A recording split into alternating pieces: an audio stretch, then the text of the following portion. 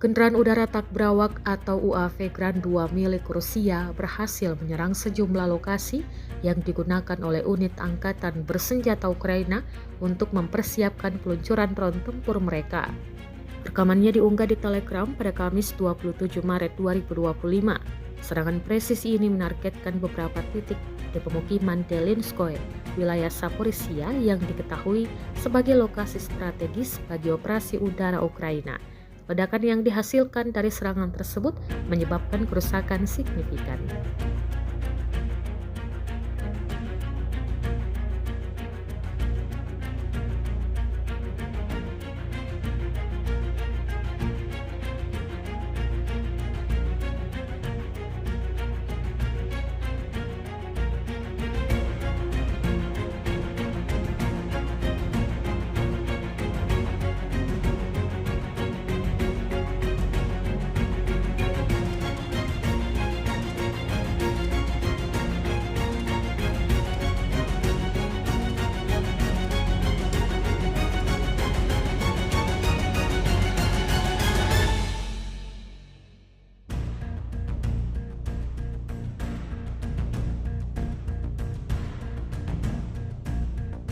Download Tribun X sekarang, menghadirkan lokal menjadi Indonesia.